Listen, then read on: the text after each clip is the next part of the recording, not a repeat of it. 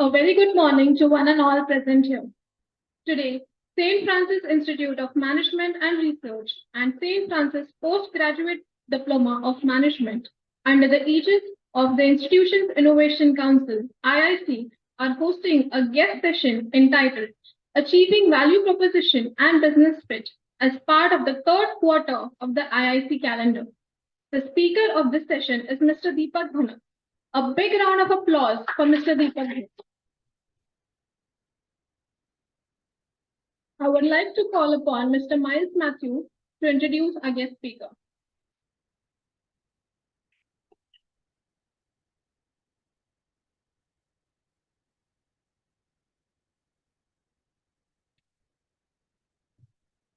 Good morning to one and all present here. Today, we are fortunate enough that we have with us Mr. Deepak Dhanak, who will share his insights and values and learnings with us today. To share a bit about our honorable guest, Mr. Deepak Dhanak holds the esteemed position of co-founder and CEO at DocuX AI, a trailblazing AI-driven platform for complete document lifecycle management. This groundbreaking platform liberates users to concentrate on their core priorities. He brings to the table a plethora of accomplishments, including being a qualified chartered accountant and a distinguished graduate from both Harvard Business School and IIMA. With a professional journey spanning over 25 years, he has garnered extensive expertise across diverse domains such as consulting, finance, HR, legal, IR, IT, and procurement. His global influence extends to serving on the boards of Nasdaq listed enterprise. Mr. Dhanak has played a pivotal role in nurturing two software as a service unicorns in India, steering them towards remarkable success. His remarkable fundraising prowess shines through having secured an impressive funding, total exceeding $200 million. His adversary roles have left an indelible mark, having contributed to Lambda Test and having secured as a global chief financial officer at BrowserStack. His illustrious career also encompasses senior leadership position at renowned entities, including Star TV, where he held the position of EVP, Finance, and served as the head of tax for India and Asia. He has also held the role of SVP Finance at the EXL. Earlier in his career, he was a senior manager at PricewaterhouseCoopers, specializing in tax and regulatory matters. This rich tapestry of experiences showcases Mr. Dhanak's unwavering commitment and exceptional acumen across a spectrum of critical business function. With that being said, can we have a round of applause to Mr. Deepak Dhanak for his immense achievement? Thank you.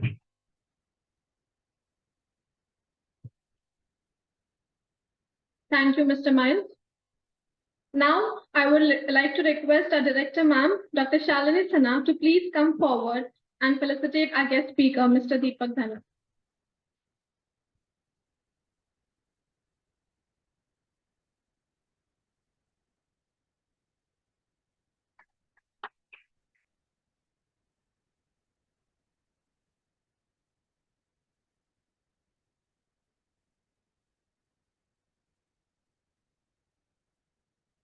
I would request Sir to take over. Thank you. Good morning. Feels like a lot of you are still sleeping. Morning. Do you want a monologue or a dialogue? You want to talk or you want to just listen? Then talk. Okay? We'll talk about a lot of things. But first of all, thank you for having me. Ms. Rosie reached out to me, and I'll be honest, I generally don't take speaking assignments. I've stopped it like for almost 10 years. But because it was interaction with the students, I said yes. Fundamentally because when I was a student, I grew up listening to people who had experience, listening to people who had done something in their life, listening to people who have seen failures in their life. And learn from them. Somebody handholded me when I was, young, and I thought that's very appropriate for me also to share my experiences, learnings, failures, and everything. It's like going back to school again. Okay, so here, few things. I've not done anything remarkable. What I have done is a sum total of people who gave me direction. I had my own passion. I followed them. I had my values. I stuck to them. I had some upbringing where the hard work was always revered before intelligence alone. When you get hard work and intelligence combined, that's where the magic happens. Only hard work doesn't work. Only intelligence doesn't work. Okay. So again, this photo is from Harvard. Okay. Those were the most beautiful days of my career.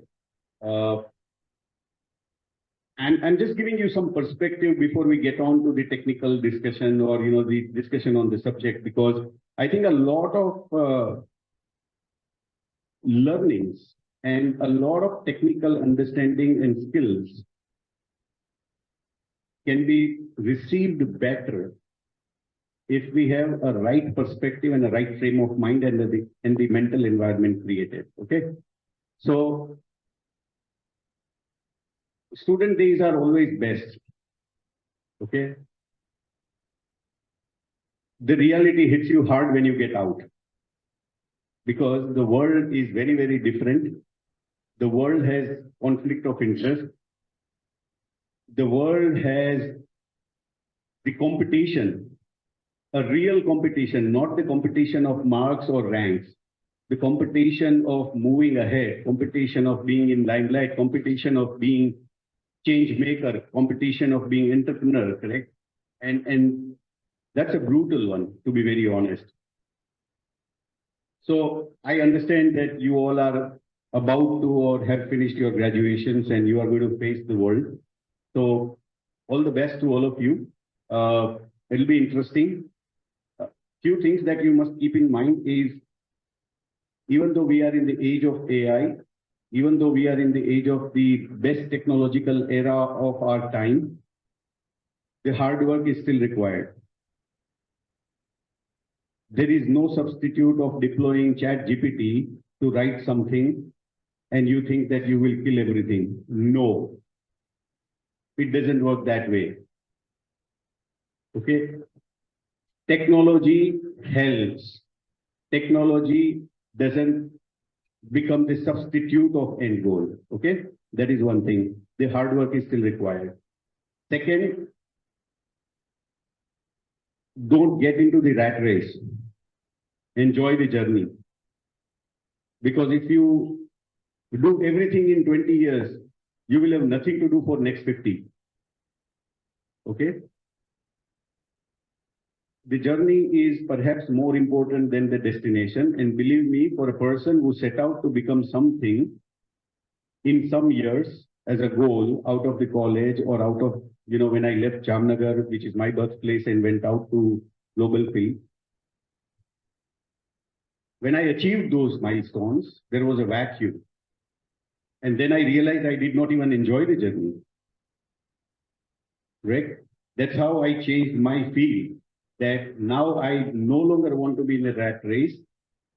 And it's not necessary to be in that race to change the world. Okay? You have to be passionate enough about what you do. You have to put in insane work if you want to make changes. Insane amount of work, even though technology is there, because don't underestimate the power of technology. As much as it enables you, it enables your competitor also. So the base layer is still the same. Okay. Now, some of you might be, thinking about going into corporate. Some of you might be thinking about becoming entrepreneurs. Some of you might be thinking about taking up business. All are valid causes. All are beautiful journeys. Okay. So don't have that conflict, and we don't need to necessarily become something.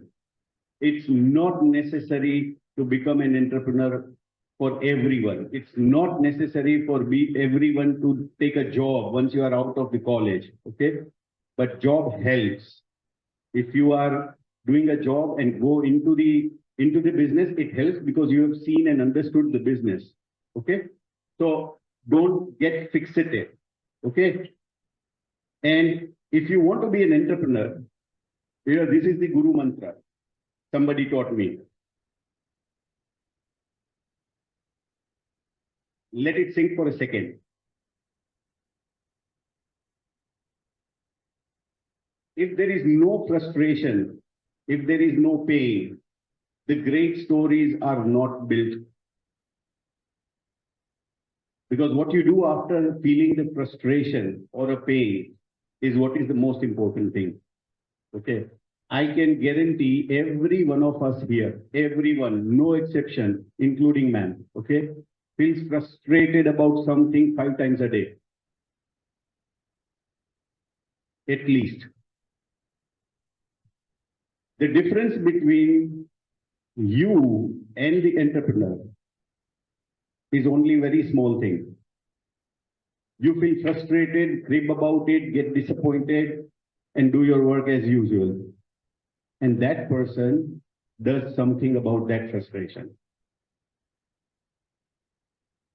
If you feel frustrated, if there is a pain, what do you do about that frustration is the most important thing.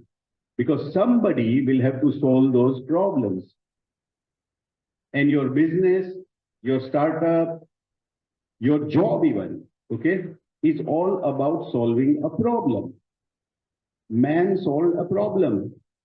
She wanted some perspective, a practical person driven perspective rather than a studious, curriculum driven stuff. Why? Because it helps. Correct? So what you do about that frustration defines the outcome, and that outcome will define you. You cannot define the outcome. Steve Jobs is great because of Apple. Apple is definitely better because of Steve Jobs. But Steve Jobs is defined by Apple. If there was no Apple, you wouldn't even have known Steve Jobs. Correct? So what he did become the recognition. Sachin Tendulkar is known because of his strokes, because of his runs.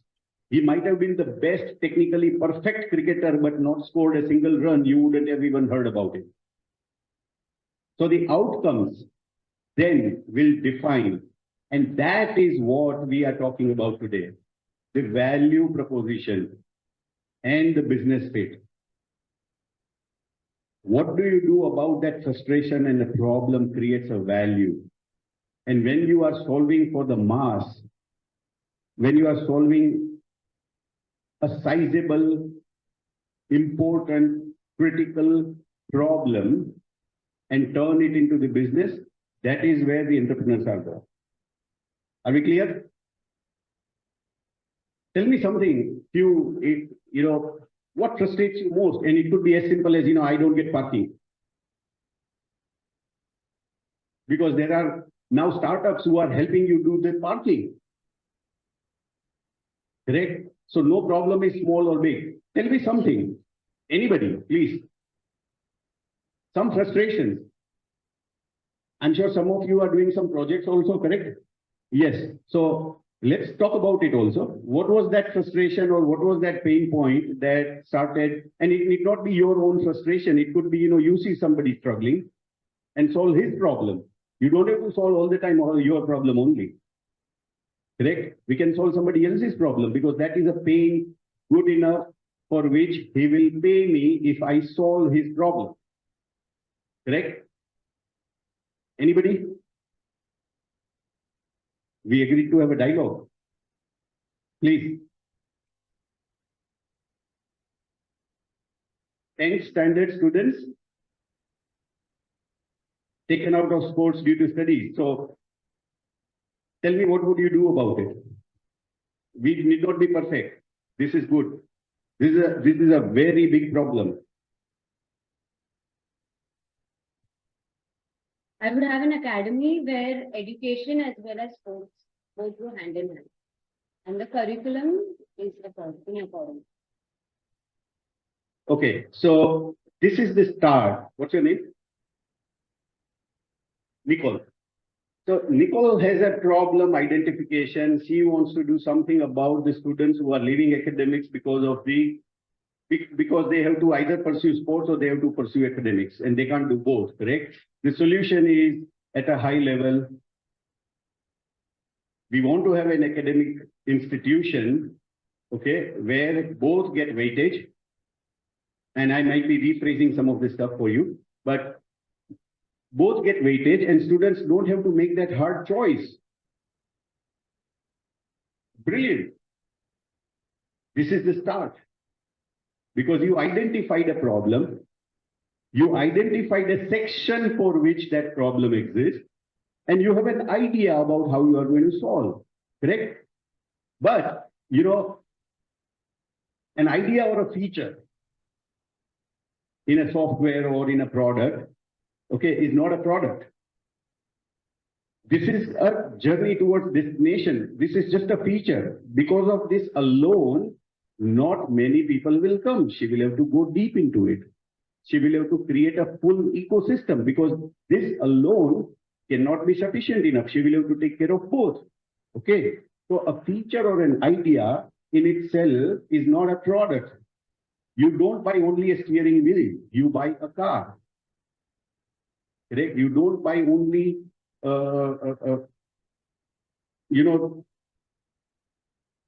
a plastic bottle. You buy a water in the bottle. Correct? So while the bottle is convenient, but what it is made for is to carry a water in it. So a feature is not a product. Okay? And assume for a second that Nicole is able to come up with an education institute or an idea of an institute. She has a blueprint, she has a prototype, whatever of the idea, and she has mapped out everything. She has a product. Now she is able to tell me that how can I put my son into her education institute and he will not have to sacrifice either. But the big question is that, am I going to go for it? Correct? So in order for a product to be a business, you need to have certain prerequisites around it, and we'll come to that. Okay? And even if she does that for a second, she's not going to be able to run that education institution because a business is not an organization. It could be a singular transaction or two transactions, but if she wants to do it on a repetitive basis, she needs an organization around it. And don't get into the administrative or the hierarchical aspect of it right now. Organization means set of resources and operations and the ancillary machinery to continuously keep serving those objectives. Okay? So even if she has an idea, she has a blueprint and a solution on the table for which I'm ready to pay. But in order to support that initiative, there is an organization that is needed. Otherwise, what will happen? I'll pay for it, and after 3 months, she will go out of the business because she can't support more than 2 people or 20 people. Correct? So in order to support the business, you need an organization, and this is where the toughest part of the entire life comes. Because at this level, you are not dealing with anybody else. It's all you, your ideation, maybe 1 or 2 people you are using as a bouncing board, you are using as your co-founder, you are using as your friend, somebody who is helping you, external advisor, correct? Even at this level, if it was 2 people in the first stage, there are 5 here, no more than that. But here, you are talking about an ecosystem where you have to deal with people. Dealing with people is the most difficult part of any business. Okay? creating an organization is a very, very, very difficult task. I'm not trying to scare you. What I'm trying to tell you is that people take it for granted that, "Arey, dhanda hai, matlab, we have a business, so ye to ho hi jayega." But that is where most people struggle. That's why you see the frauds, you read about, the governance failures, you read about, people not being happy in the startups and everywhere and all, correct? Why? Because they paid too much attention to creating a business and never paid in attention to creating an organization, right? Now, let's talk about building business, because we are not here talking about creating an organization right now, okay? We are talking about a value fit and a business fit, value proposition and a business fit. And whenever you are doing something important, now again, take the concept out of your mind for a second, that all this applies to an entrepreneur or a startup founder or to an industrialist. This applies to anybody. Even if you are doing a job, okay, you are fitting somewhere in that puzzle only, right? And I'm sure nobody wants to remain, manager all their life. Everybody wants to be leader, CEO, CXO, founder, somebody, correct? But that is a mindset. A CEO mindset can also be seen in a manager, in a senior manager as well. Those are the persons who are by nature, by trades, entrepreneurs. And for them also, this is important because they understand then where do they fit. Some people you will see in your life and you would have heard make a very fast progress in the organization. Why? Because of the mindset. Because of the mindset, they are able to think like seniors, like the management, and they bring about the changes. And that is what is getting rewarded. By and large, 90+ percentage of time, it's not favoritism, it's a meritocracy when you see about all these things. Okay? Why this happens? Because they understand this very well, that an entrepreneur mindset is not defined by the title of whether I'm doing a job or I'm being a founder of a company. Okay, so it is very important for everybody to know whether you are promoting a business tomorrow or you are going to take up a job somewhere. It's absolutely important.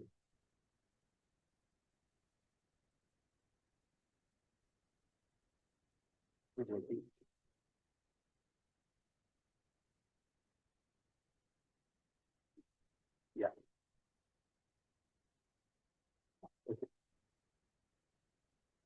So we create three businesses, in my view, whenever we create a business or whoever creates that business. Okay. You create a business for your customer, you create a business for your employee, you create a business for your investors. You have three major stakeholders or the pool that you are serving at a point in time. Can anybody tell me what is it that is called what you create for your customers?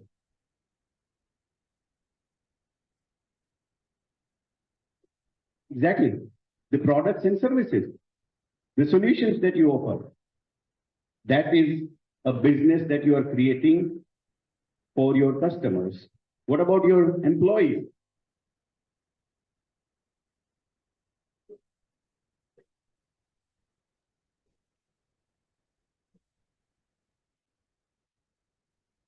Employees are our internal customers. Somebody said jobs and all, but to me, honestly, it's the culture. Okay. That is what you create. That is the reason why people come to your company, stay with your company, and contribute to your growth. And what about the investors?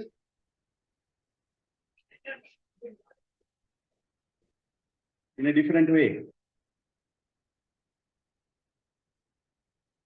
The business model. The outcome of a business model is return. Correct? So you create three businesses at a point in time, and each of these three require a completely different strength, energy, mindset, attitude, and skill set. Somebody might be fantastic at a product, but not so good in creating a good organization. Somebody might be genius in, business models and finance and everything, but doesn't know how to code a software. And that's why very rarely in the history of businesses, you will see that one entrepreneur is able to do all these three. Very rarely. Otherwise, they team up. That's why you would see most of the startups have co-founders. A solo founder startups are extremely rare because of the skill set gaps. And each of these three require a different skill set, and all of them talk to each other. They are not in silos. And that is where the things get messy. What is good for people may not be good for investors. What is good for investors may not be good for customers. You want to cut costs, but then it can't come at a high quality product. How do you strike a balance? Because there is an effect and impact of one part of the business on the other part of the business. All of them talk. All right.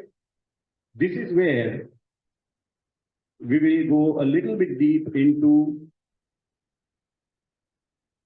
value proposition fit, which is your product. Okay. And the business model is your business fit. Okay. And this is what we will talk today about. Sorry for the long, roundabout to come here. But I think it is very, very important in my understanding, rather than jumping onto technical topics and ticking off, today's session that, I have been called for to talk. Let's talk about those two things and finish it off, and you guys come here and just take a technical takeaway. No, everything is contextual. Everything matters. Now, we spoke in the first one when Nicole said that, she wants to do something about those students. Okay. She identified the customer, the first part. Correct. In fact, she went slightly deeper or narrow, standard 10. That's a customer profile. Because theoretically, every student is a customer, but you can't serve every customer in the world. Correct? There is not a single product that can serve every customer because of whatever reasons. Distribution reach, technology issues, resources issues, or maybe even a product limitation. There are rarely a product that can serve every customer. All right?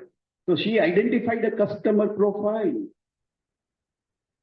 And you have to be clear about the customer's understanding of that problem. Okay, and we'll go deep into it next slide. And with that, second part of it is value map, how you intend to create the value for your customers, that we will give you an education institution where your child will not have to sacrifice his sports aspirations for academics and academic aspirations for sports. That's a value proposition. You identify a customer's profile, you understand the pain, and provide a proposition how you are going to solve that pain. Now, again, as I said in the first, opening remarks, that it could be your problem, it could be somebody else's problem. Here, it was somebody else's problem. In my DocUX, it was my problem that I was solving. And in a way, I solved for a lot of people. Correct? So, when these two meet, that is where you achieve a value proposition fit. Clear? On the same page? Okay, let me take a minute pause. Any comments so far? Anything you want to ask?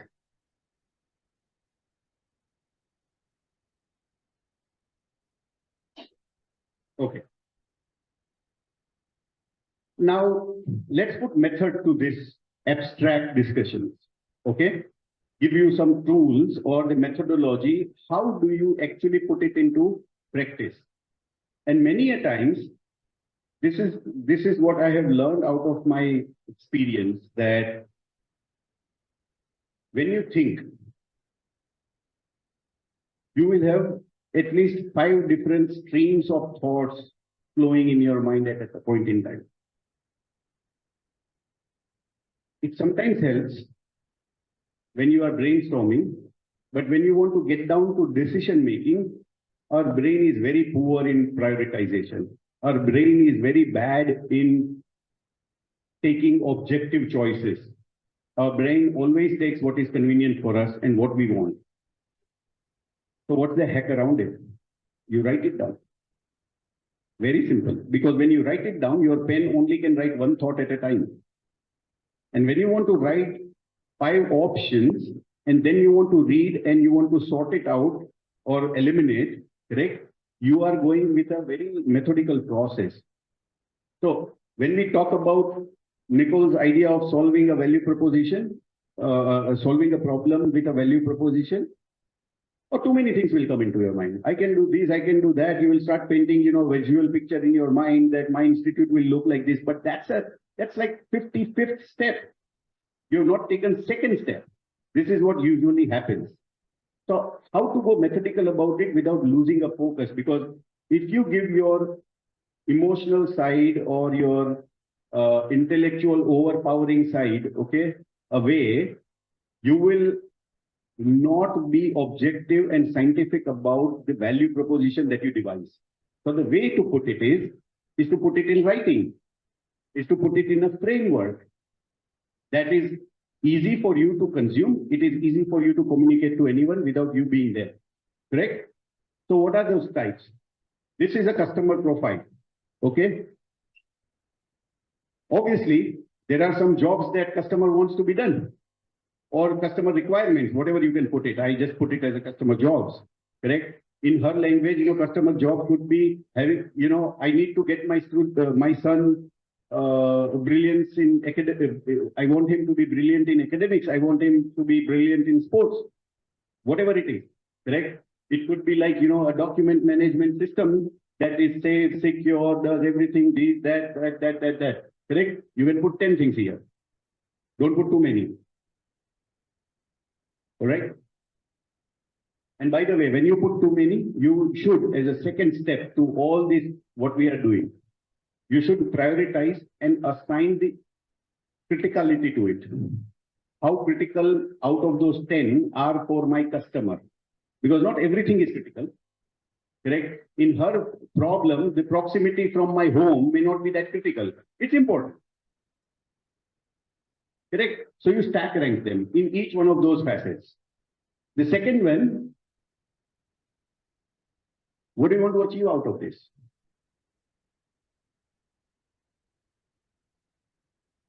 Correct? What does the customer ultimately want? Define it. It may be qualitative, it may be quantitative. The pains, the gains have, and the pains, because not everything is for gain in life. Many things that you do are to alleviate the pain, correct? And there are many things that you do for gains. In our software language, in our startup world, we call, if something is solving this, this is a medicine. And something, a solution for this is a vitamin, correct? A customer's propensity to pay or a product's adoptability probably will be higher if you are trying to help solve some pains. This one will be cyclical, it will be dependent. For example, in Corona, when there was a lockdown and everything, we were ready to pay anything for these fruits and vegetables if they were fresh and delivered at your home, but you stopped buying clothes. Because one is for pain, you have to eat every day. The other is gain. You were not even going out, whom to impress. Correct? I was stuck in my native town with 3 pairs of clothes. And I was happy with those 3 pairs for 4 months. So what are you doing? Whether it is creating gains, or it is alleviating pains, or it is both, then it is phenomenal. On the other side, what is the product? What are the services? List it out. Okay. What are those gain creators corresponding to this? This field is correlated to this. That these are the 5 things that create gains for the customers or the customer profile that you are looking at. And at the bottom is pain relievers. How your products and services alleviate customers' pains. I can tell you with my experience, out of 1,000 ideas that will be in your mind or collectively in this room, not even 5 will make it if you put everything right, if you write everything down. In your head, everything will be brilliant. Because that's what you want to convince yourself. Again, I'm not being pessimistic. I'm the most optimistic guy you will ever meet in your life. Okay? But I'm a realist. And this is what I have learned after wasting so much of my life and time around chasing things that I thought, I know it all. And I can think fast. But your mind tricks you all the time. When you put this down, I can guarantee out of 1,000, not even 5 will make the final cut and you yourself will tear this paper down. This is the real test. Put something down. Whenever I have to make a choice, and this is now has become a habit for me. Whenever I have to make a choice, I write down. I never take decisions that are critical and important decisions based on my thinking alone. I write it down because pen can only write one thing at a time. Your mind will feed you 20 things. And most of it will be corroborating to what you actually want to achieve yourself. Correct? So when you write this down, this is the canvas that will help you put things into perspective, answer questions, will give you clarity. You will be much more articulate and concrete in your thought process, and you will be able to even communicate to the external world very, very convincingly. You are not going to get this right in the first attempt. Probably a 10th version will be something that you will feel okay about. It won't be final. Let me tell you this. Okay? But you have to go through this iteration, because the iteration, makes your ideas better, your thought process richer. Clear? Any questions on this or comments on this? Have anybody seen this framework ever or heard about this framework? This is not something we should be teaching, honestly. I'm sorry, I'll make some comments that, go against the set process of how we impart education or how we learn. Okay. But a lot of our curriculum is theory based and doesn't evolve. I don't have a problem with theory. I have a problem with not evolving with the need and the time. Right? Would you believe that somebody told about this framework to me just about 5 years ago? 20 years after my qualification, somebody spoke to me about this framework. And this framework or this kind of a thought process in one or the other form is in existence for last 50 years. This is no rocket science. It's all there. If, we need to evolve and that's why, I agree. This is phenomenal stuff. I wish, when we were growing up and we were students, somebody was taking this initiative to put that practical perspective on the table. We would have saved so much of our time in life and not gone through the iterations. Okay. Any comments? What do you think? Do you think this might help?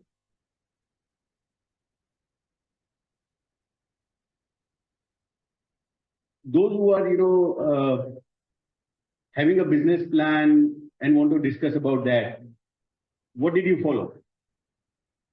Any books, any references, any reading material, anything on net? Where did you go? What did you serve?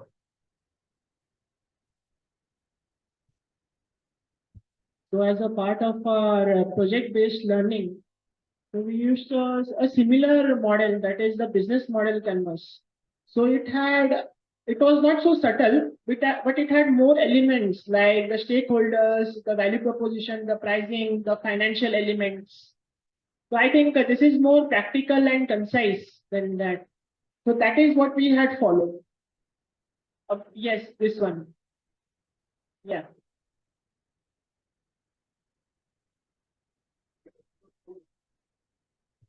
And we'll come to that, but your whole business model actually is dependent upon this. If you don't have this, there is no business to ever build.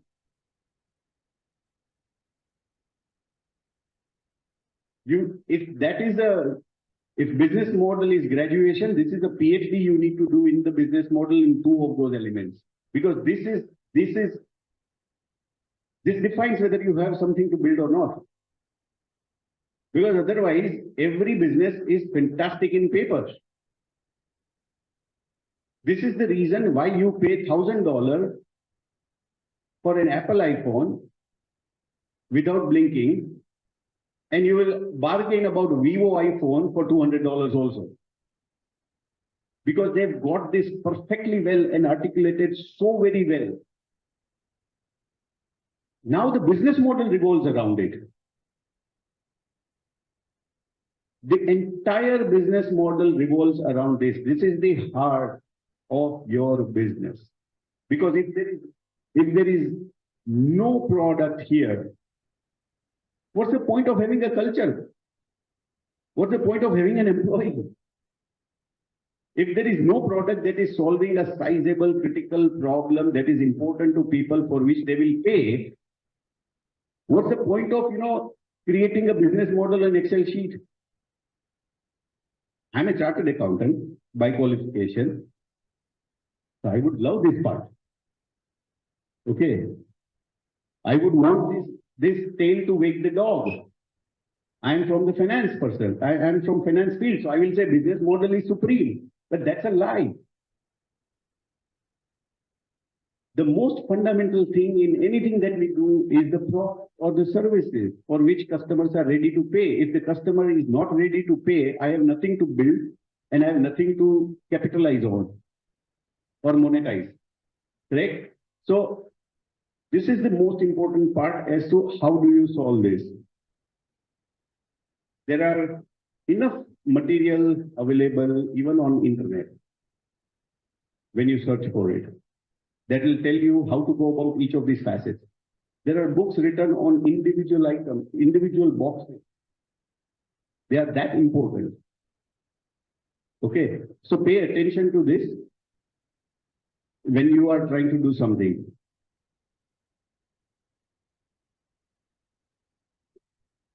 And when these two meets, that's where you call it a fit, a value proposition fit. All right. And those fits are of three types. A problem solution fit. Okay.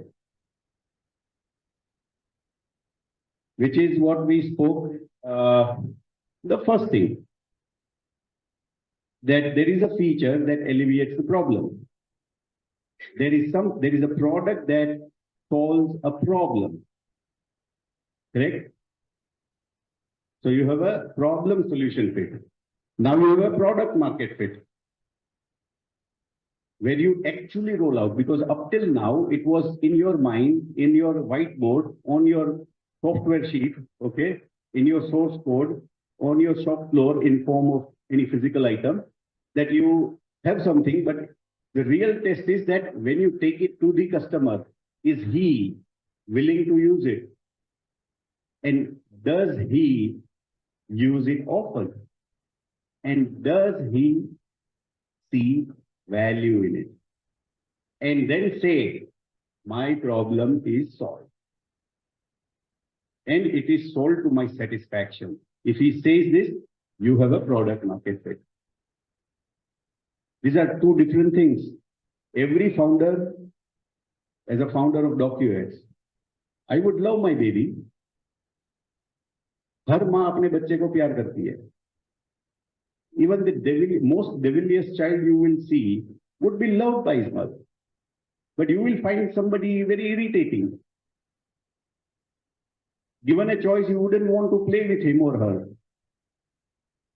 Correct? So there is a problem solution fit, because the mother thinks that, he or she is the best baby in the world or a kid in the world. It's a problem with you. Here, when you get accepted by the customers, is where the product market fit is. And then there is a business model fit, where by providing that services, with the money that he pays, I am able to create a business out of it that is profitable, sustainable, and scalable. You might have designed a phenomenal product, but there is no business model fit because it can't be profitable. Anybody heard of the Segway, that scooter that was developed, two-wheeler that you stand with a stick? Do you know how much it used to cost? As much as Mercedes E-Class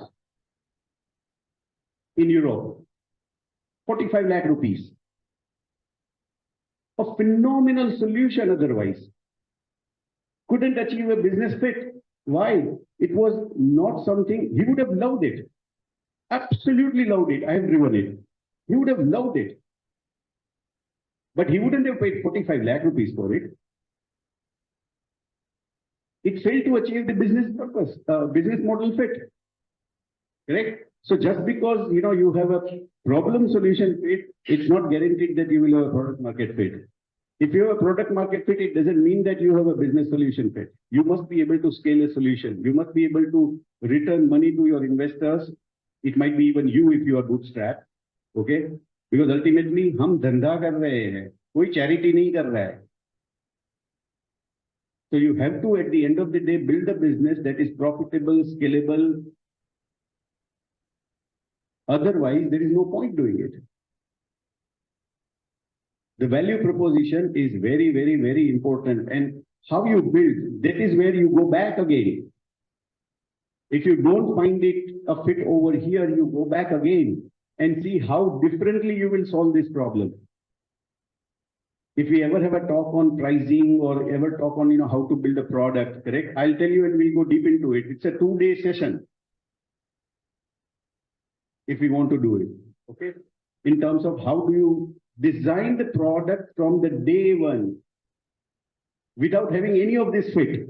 What are the methodologies or what are the thought processes or systems or thinking or the learnings that we can deploy to develop a product that will achieve definitely all this? Okay, but today we will restrict ourselves to 20,000 feet. Now, what are the characteristics of a, how do you say my value proposition fit is phenomenal, correct? It has to be a part of a great business model. If a value proposition fails the business model, there is no point, as I said earlier. It's the essence of a business model, okay? No great business model can be ever devised without having a phenomenal value proposition fit. It focuses on jobs, pains, gains that matter the most to the consumers. You will have a lot of inputs coming from the customers, and you will have to use your experience or ingenuity or intelligence to filter it out and assign criticality. As Henry Ford said, famously, that if I would have gone to people and asked, what do you need? They would have said faster horses. They would have never come up saying that car. There is a Toyota theory of 5 whys, WHY. What it says is that when you talk and discuss about a problem, it's only on the 5th why you actually unearth the real problem. Go and Google about it. Okay. So really understand the job that customer wants to get done, because they come from symptoms, not from the root causes. The customer, when he's feeling a pain, doesn't understand the problem so deep enough, because if he understood the problem so deep enough, he would have solved it. Correct?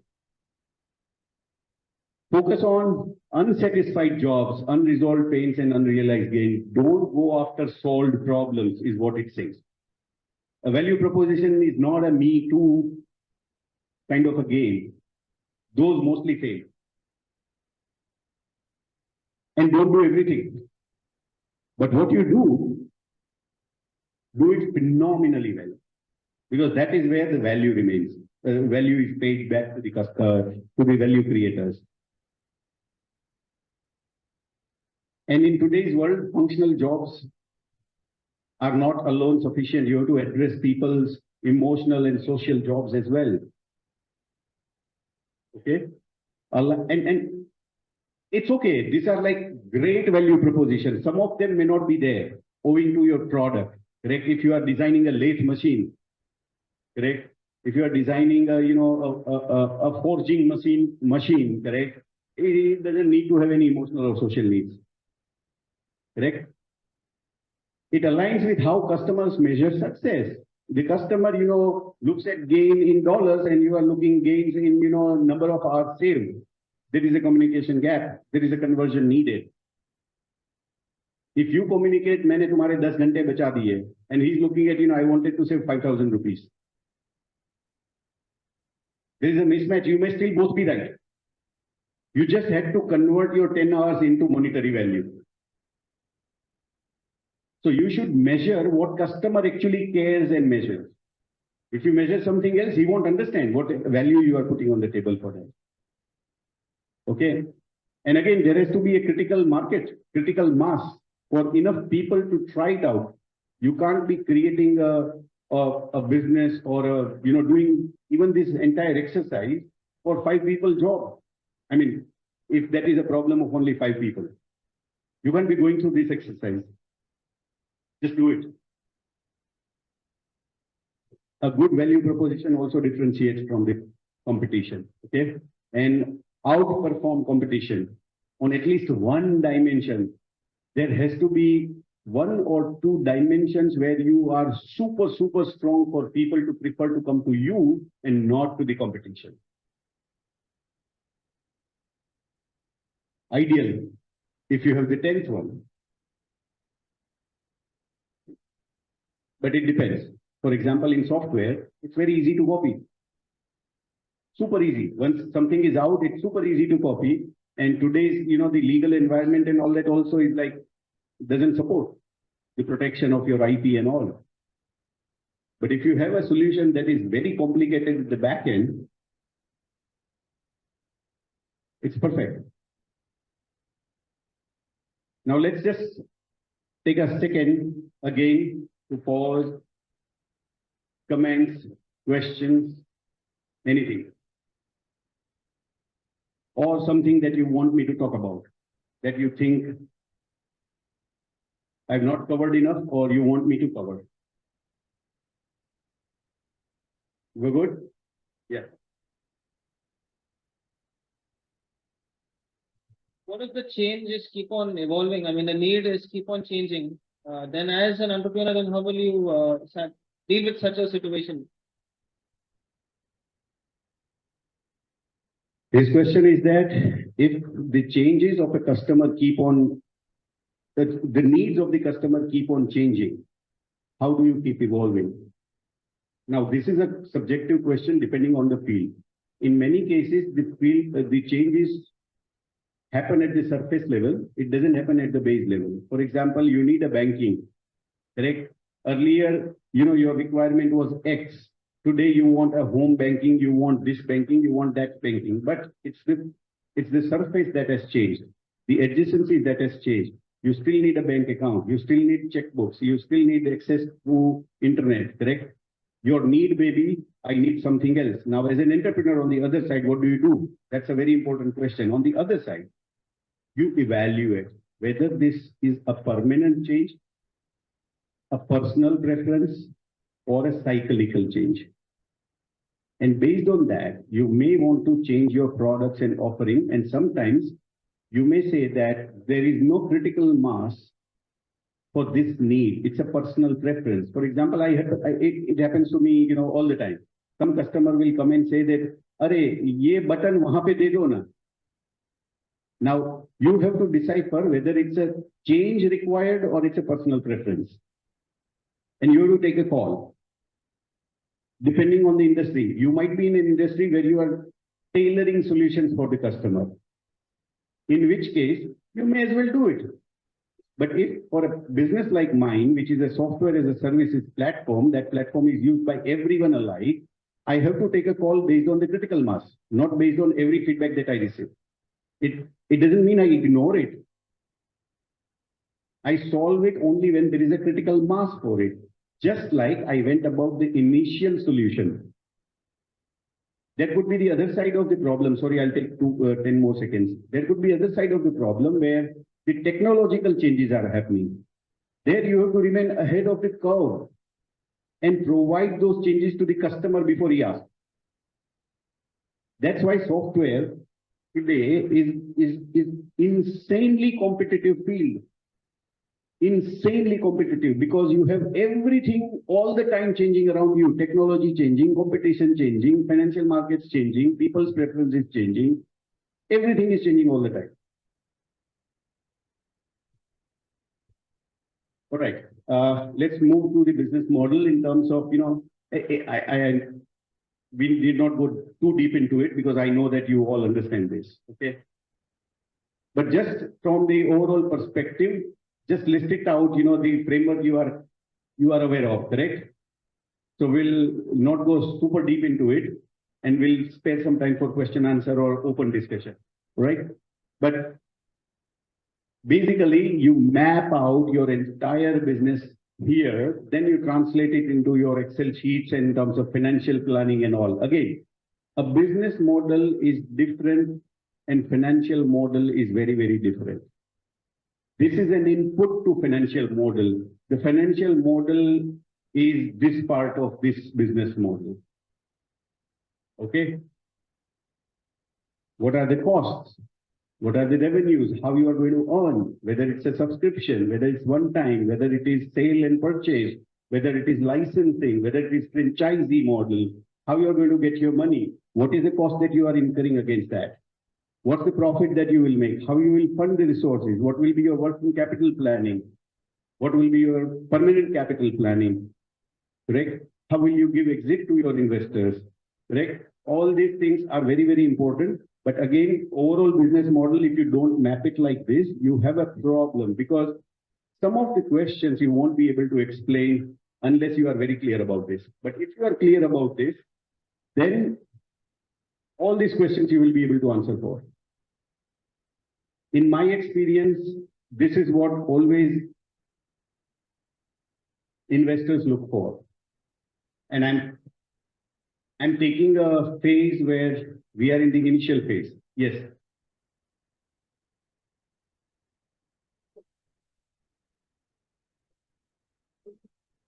Okay.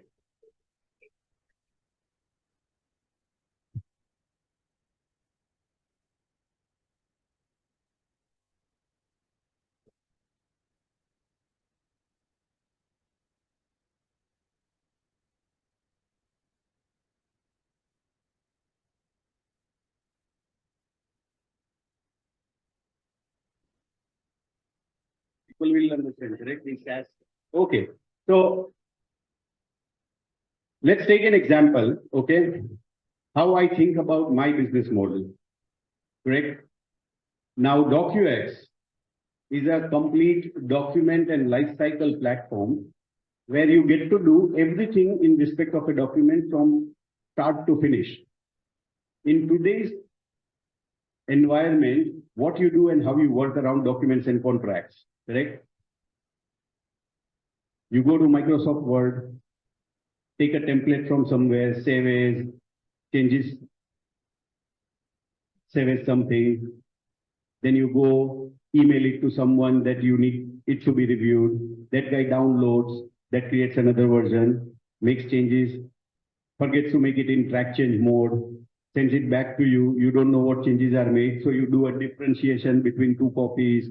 Then you again send it back on email. Then you call up, Arey, wo abhi tak bheja nahi tumne. Correct? All this magajmari of life. All right. Then you need to store it. So you go to Google Drive and store it over there. Correct? Then you need to send for electronic signature. So you go to another platform, you upload it from here, and more often than not, you have uploaded a wrong one or a wrong attachment. It happens with everybody. It happens with me. All this magajmari goes away. All these hassles go away. And if you really notice, around all this time, what you were doing is just doing a back and forth. There was so much time and life, wasted around the work rather than a real work. What DocuX does is puts this entire life cycle on a single platform. You can create a document there from template, from your earlier documents, or from de novo. You can collaborate. You can, just like Google Docs, you can add anybody. He can come, comment, see. You can chat with the person there and then. Okay. You can obtain internal approvals from there and then. You can see all the version histories there and then. You have a complete audit trail there and then. With one click, you can e-sign it also there. All the time, you don't have to go to even a second tool or a second screen. Every time the document is in front of you, and everything around the document happens. And it is automatically done at the back end, the storage and retrieval and prioritization, reminders, and everything happens, okay, because of the AI. Now, for that business, how do I look at this model? Okay, it's a software as a service business where my software is hosted on a cloud, okay, and is available to anybody through an access mechanism, which we call login mechanism. Correct? Somebody logs in, you have that platform, he has that platform, she has that platform, I have that platform, everybody has the same platform. It's a software that is hosted on the cloud, offered as a services, and I charge subscription for that. Now, how do I look at my key partners? Correct? Let's start from here. Or let's start from here. Let the customer come first. Whom do I solving for? Correct? I'm solving for a finance person, a legal person, HR person, procurement person, correct? And salespeople, because all they do is documents, contracts, and related work. Now in that also, because I can't serve everybody, you have individual needs. You also need documents, and Narendra Modi for his government also needs documents. And I can't serve everyone at a time. So I have to pick my battle, which is the most lucrative and optimized offering based on the product that I have at this point in time. All right. So I'll define my customer segment that according to current state of the product, the resources available, I'll go after the SMB and mid-market customers. I'll not go after enterprise customers. I'll not go and sell to Hindustan Unilever. I'll not go and sell to Infosys, but I'll sell to, small startups. I'll sell to mid-market companies. I'll sell to companies, that are less than 500 people, for example. Create a mass, mature the product, have enough resources, and then go off market. So I select my customer segment. All right. My distribution channel. How will I make my product available to customers? Correct? For DocuX, I'm making it available via various channels. You can go on docux.ai and subscribe yourself. It's a self-serve model. You don't need me or anybody else to help you. You can go there, subscribe, and start using it. The other is there are customers, because of their processes, may need an assistance in sales. So I have a sales channel. So my distribution here is sales, website, partners. That's my distribution model. How do I make it available to people? All right. My customer relationships. It goes from identifying the customer to making them aware about the solution, to sell, to onboard, to make them successful and maintain that relationship, to make them my evangelist. How am I going to do that? What are the 5 things that I will do here? What are the most important things I'll do? So it defines, I'll have to have a customer success team. I'll have to have a marketing team. Correct? And that will maintain that touch with the customers. All right? How will they do it? For example, my marketing team will do it through website. My customer success team will do through sales team. They will be dovetailed into the process and then the handover happens. This is how you think in change, in overall stuff. Now the value proposition, my customer saves cost because they need only one tool instead of 10. They save time, which again is converted into money. So I give them productivity gains, I give them a financial gain, and then I offer a platform that is a single source of truth and a secure platform. Because today, when you press send button for your email, your documents and everything is out of your control. We feel that email is the most secure communication. It's the most unsecure way of communication. Nothing is secure on internet. Okay. But because it's a closed system and the entire servers and everything is in my control, I provide that security that businesses need. So these are the 4 things that I deliver to my customer in terms of value proposition. How do I charge for them? I charge subscription per person, per month, this much money, and I give them XYZ, which is my packaging.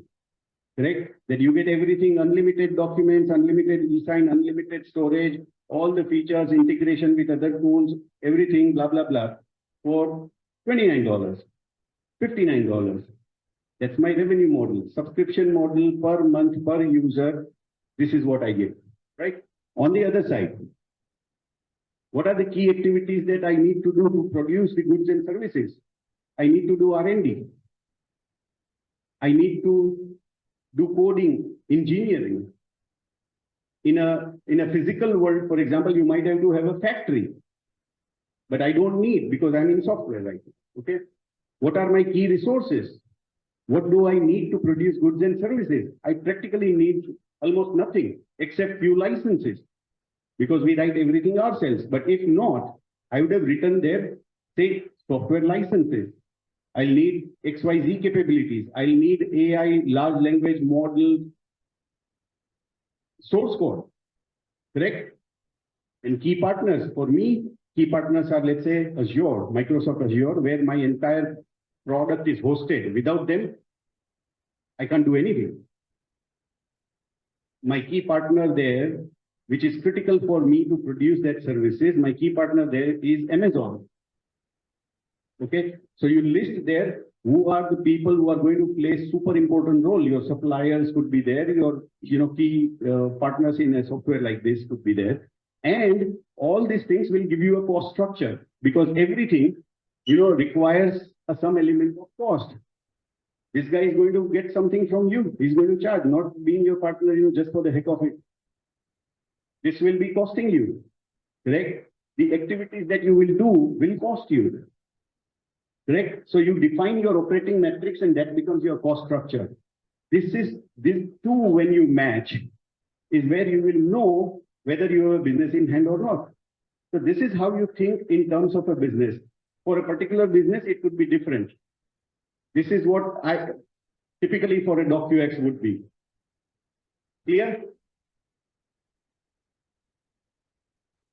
Okay.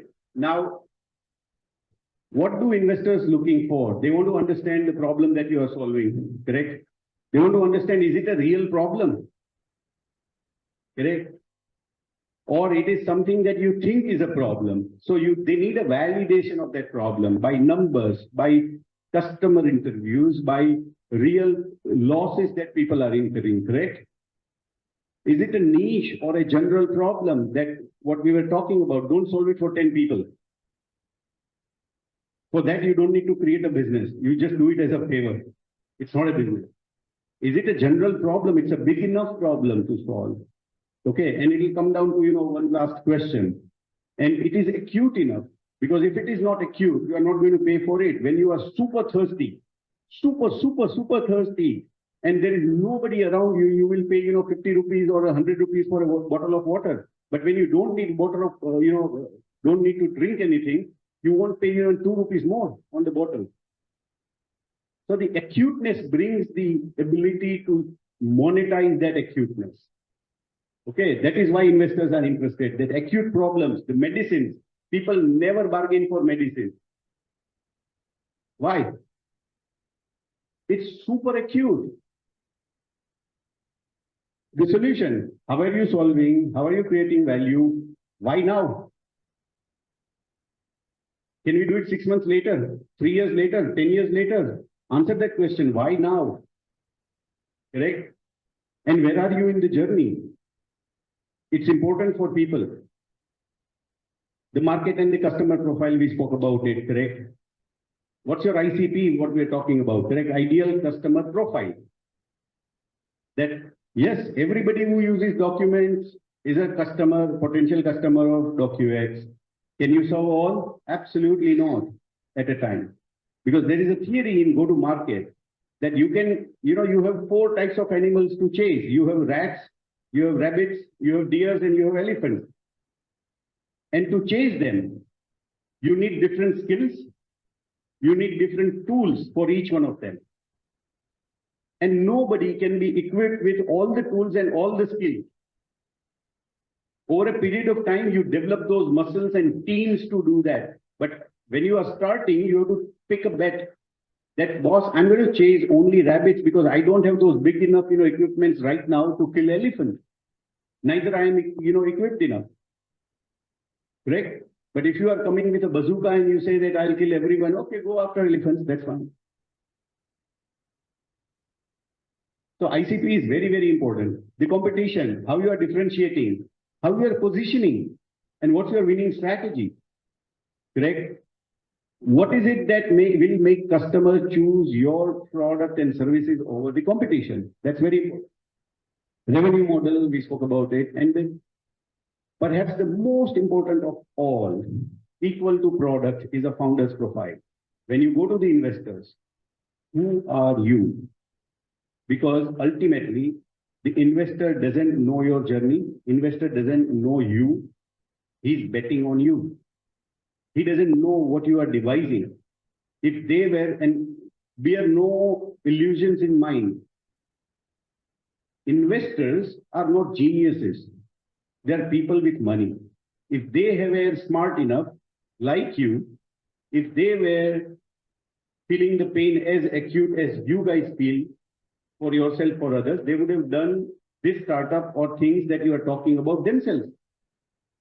They have everything. So they are betting their money on you ultimately, because an idea can fail. The idea may not be, translated into the business market, business model fit or a product market fit. But if you are a right person, you will pivot. You will devise something else. You will change and do something with the iteration. So founder's profile is very, very, very important for people. People who are going to be your core team is very, very important for them. If you have relevant experience, bring it out. Ultimately, all these questions and everything that we are doing boils down to 3 questions, basic stuff. Are you creating value? Can you capture that value? And from investors' perspective, मुझे क्या मिलेगा और उसके लिए मुझे क्या देना है? अल्टीमेटली ये 3 क्वेश्चन के लिए हम 20 स्लाइड बनाएंगे. ठीक है? Effectively, you are answering only these 3 questions. But with a methodical approach to value proposition, business model proposition, you will be able to answer this question. Without them, it's all storytelling, and for which we need to be in Bollywood, not here. Right? I think I'm at the end now. Happy to take any questions or comments.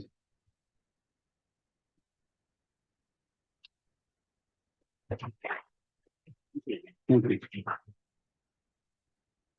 Now, outside syllabus questions are also fine. Yes.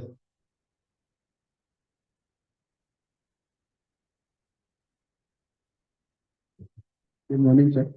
Sir, how did you get the idea of developing this software? Were your experience about building that software and all that? See, his question is that how did I get the idea of DocUX? And without having software experience, how did I do it?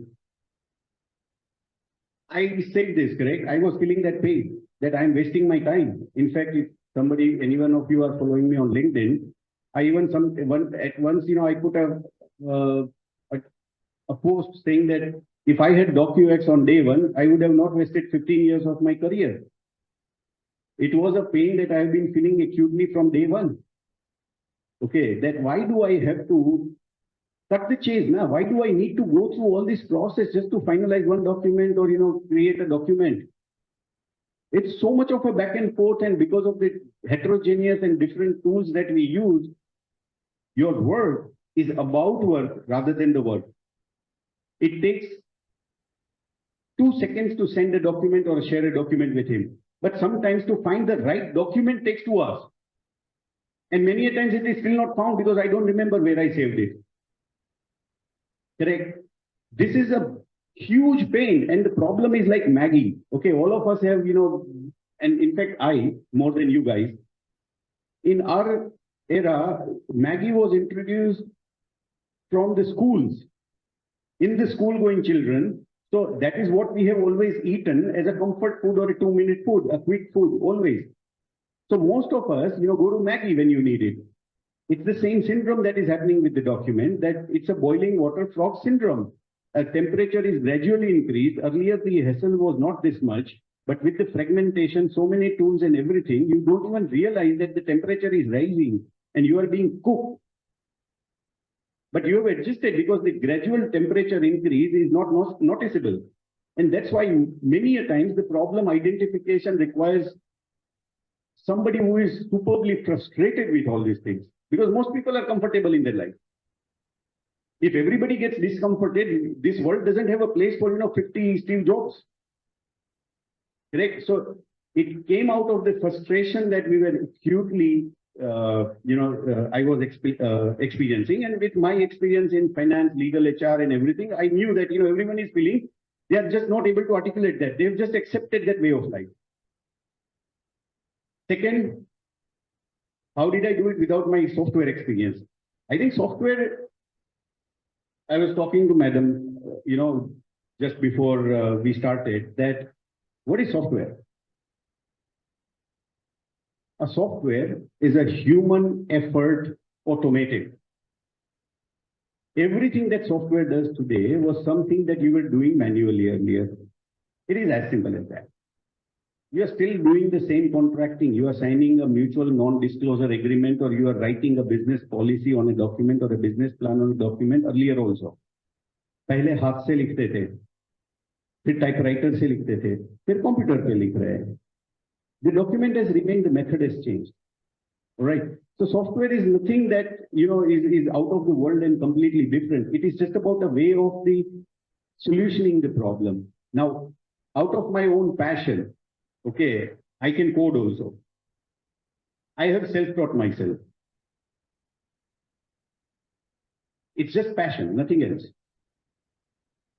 Here, what you learn is because of certain choices that you made, because of a certain viewpoint or a career goal in mind. Passion is something that gives you happiness. Correct? It is not necessary that, because we are a business student, we cannot and should not learn technology or something like that. You should, because tomorrow what you are doing is going to be automated. So rather than somebody coming and disrupting you, you disrupt it. That's the best way to do it. The methods are going to change. Everything is going to change because of technology. The pace is accelerated. Then, it was in our era. And by the way, ma'am wanted me to share this. Even before anybody heard about this, which is software as services, okay? Even the word SaaS was coined. I had failed at SaaS. Sitting in Jamnagar in the era of a modem through which, we were accessing internet. Many of you wouldn't have even seen modem. Today, if your Netflix flickers, you get irritated. But your speed is like bloody 50 Mbps per second. Okay. And in those eras, 256 kbps, kilobytes, not megabytes. 256 kbps speed was celebrated. In that era, I had digitized all the libraries of case laws of income tax and income tax laws and direct tax laws. And I had created a subscription model in 97, 98. The company that defined the word SaaS was a Salesforce that was born in 99. I did not have enough money. I did not know, all these tactics and, create a business model around it. So I couldn't convince anyone to invest in it. There were no venture capitalists or angel investors or any investors. It was like, you and me type private investors, you know me. This is the idea. Do you want to invest? But what do I talk about? Nothing. He doesn't understand technology. Correct?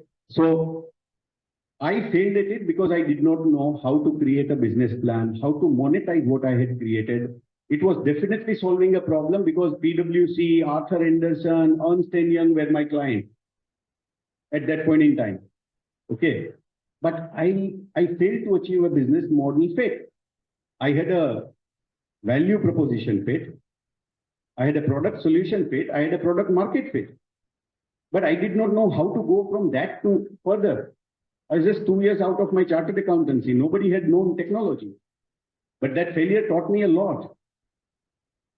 So I have been interested in technology from very early days. It's about passion.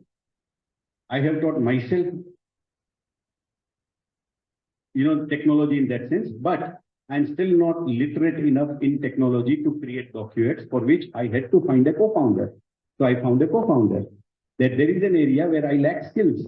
So I need to join teams. I alone cannot do anything. Startups, as I said in the beginning, are more about, mostly you will find startups with one or two or more co-founders. Why? Because they bring in particular skill sets to complete that business building. I lack technical skills.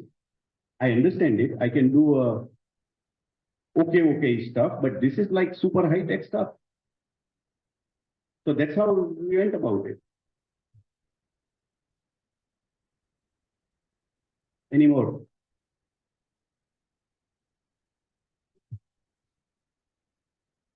DocuX took 4 years to develop. Today, we just completed 4 years on 1st of August. Now, 3 years, 3.5 years went into development. Think of it as, from ideation. Think of it like, you have Microsoft Word, email, Slack, Google Drive, Google Docs, WhatsApp, DocuSign, which is electronic signature, your storage solutions, and there are no analytic solutions, but we have one, and AI. 10 products built into one. And with a super easy interface where you see only one screen, the entire complexity is behind. You are not saddled with the complexity that you do today, correct? So it took us 15 months, first 15 months, we went completely differently. Most people start, coding, and then they put, the clothes around that skeletal that they create, correct? And then it doesn't look like any animal that you wanted or started to create. We went differently. For 15 months, we solved first. We designed first. Before we started first line, we wrote first line of code. The entire journey, entire solution, and entire wireframing was done, including the color coding, the font selection, the sizing, the pixel perfection that, I am very stickler to all this stuff. Okay. And only after 1.5 years, we put the first line of code. And then the COVID happened. Okay. So first beta customer that we gave was 1 year ago in June, about 1 year ago, mid-June 22. And we just made this platform open to anybody to subscribe on 22nd of April this year. Today, we like what? 24 countries, people in 24 countries use this.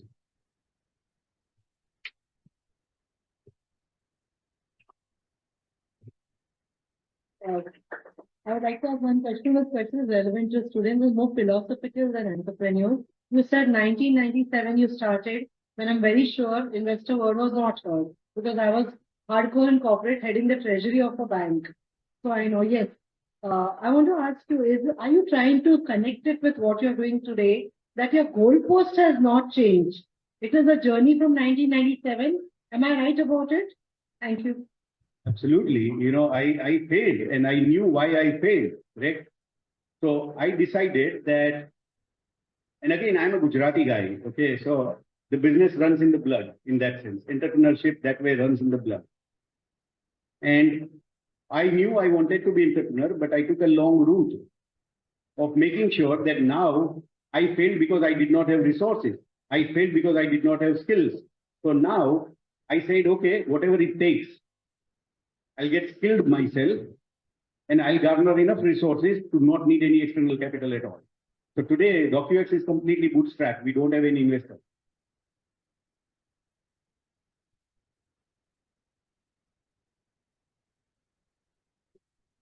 Right then. Thank you. Thank you, everyone. Thank you for your time.